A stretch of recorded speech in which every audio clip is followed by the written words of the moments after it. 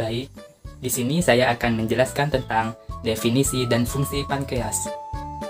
Pankreas merupakan suatu organ yang berupa kelenjar pipih dengan panjang sekitar 12,5 cm dan tebal kurang lebih 2,5 cm.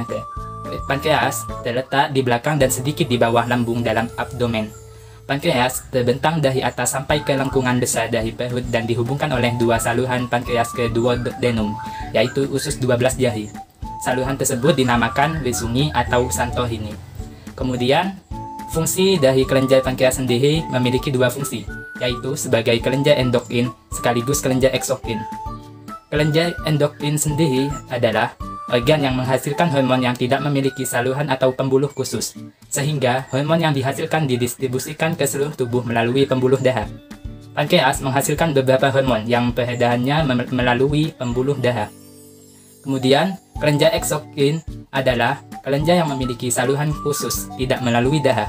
Kelenjar eksokrin, pankreas salurannya melalui ductus pancreaticus, baik Wisung atau Santorini. Dua saluran ini berfungsi untuk membawa enzim yang diproduksi oleh pankreas menuju duodenum. Saluran pankreas akan bergabung dengan saluran empedu, kemudian memasuki duodenum melalui ampula hepatopankreas. Selanjutnya, kita akan membahas mengenai struktur atau bagian-bagian pada pankreas. Yang pertama, kepala pankreas. Kepala pankreas menempel pada bagian usus halus dan kepala pankreas merupakan bagian terluas dari pankreas. Yang kedua, badan pankreas. Badan pankreas adalah bagian yang letaknya berada di antara kepala dan ekor.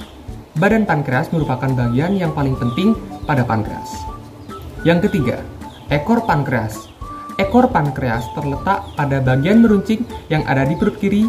Bagian ekor pankreas ini merupakan bagian terakhir dari tubuh pankreas. Untuk lebih jelasnya adalah seperti pada gambar di samping. Yang keempat, pankreas memiliki saluran yang disebut sebagai ductus pancreaticus yang menuju duodenum dan berfungsi untuk menyalurkan enzim-enzim yang dihasilkan oleh pankreas untuk membantu sistem pencernaan. Ductus pancreaticus terdapat dua saluran yang mengalirkan hasil sekresi pankreas ke dalam duodenum atau usus halus. Di antaranya adalah yang pertama, ductus wirsung yang bersatu dengan ductus choledochus, yakni saluran dari kantung empedu, kemudian masuk ke dalam duodenum melalui sphincter Oddi.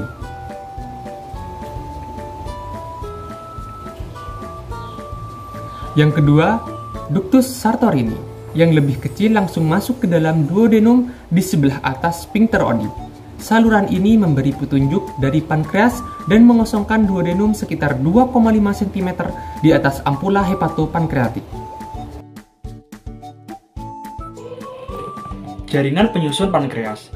Yang pertama, jaringan eksokrin, berupa sel sekretorik yang berbentuk seperti anggur yang disebut sebagai acinus atau pankreatic acini, merupakan jaringan yang menghasilkan enzim pencernaan ke dalam duodenum.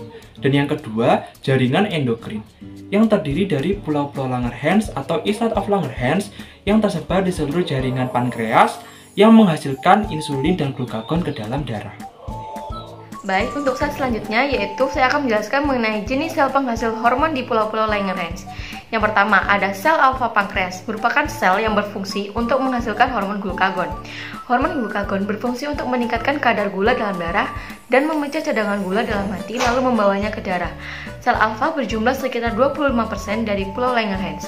Yang kedua, ada sel beta pankreas, merupakan sel yang berfungsi untuk menghasilkan hormon insulin.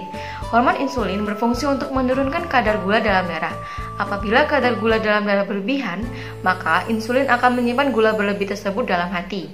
Apabila hormon insulin tidak ada atau sedikit, maka orang tersebut akan terkena penyakit diabetes mellitus. Sel beta berjumlah sekitar 70% dari pulau Langerhans. Yang ketiga, ada sel F pankreas atau sel gamma pankreas, merupakan sel yang berfungsi menghasilkan polipeptida pankreas. Polipeptida ini dapat berfungsi untuk memperlambat penyerapan makanan, namun fungsi utamanya masih belum diketahui. Sel gamma berupa sel renik atau sangat kecil dan berjumlah kurang dari 1% dari pulau Langerhans. Yang terakhir, ada sel delta pankreas, merupakan sel yang berfungsi untuk menghasilkan somatostatin. Hormon somatostatin berfungsi untuk menghambat sekresi glukagon oleh sel alfa pankreas, dapat menghambat sekresi insulin oleh sel beta pankreas. serta menghambat produksi polipeptida oleh sel F pankreas. Intinya, hormon somatostatin akan menghambat sekresi sel lainnya. Jumlah sel delta kurang dari 5% dari pulau Langerhans. Saya akan menjelaskan jenis-jenis penyakit. Yang pertama, pankreatitis, merupakan peradangan yang terjadi pada organ pankreas. Pankreatitis dapat disebabkan karena enzim pankreas aktif secara prematur dan mengakibatkan pankreas menjadi autodigestif. Gejala pankreatitis diantaranya nyeri perut bagian atas sampai punggung, mual dan muntah, perut terasa sakit saat disentuh, dan berat badan menurun drastis. Pengobatan pankreatitis dapat dengan pemberian infus, obat anti nyeri, dan antibiotik. Cara pencegahannya dengan menjaga pola hidup sehat, tidak mengkonsumsi alkohol, berhenti merokok. Selanjutnya ada kanker pankreas. Kanker pankreas merupakan pertumbuhan sel-sel yang tidak normal di pankreas. Kanker tersebut dapat terjadi di bagian pankreas mana saja, tapi 70% terletak di kepala pankreas. Gejalanya ikterus, nyeri perut dan punggung, perubahan jaringan lemak, dan bekuan atau gumpalan darah. Pengobatan dengan operasi, kemoterapi, ataupun dengan radioterapi.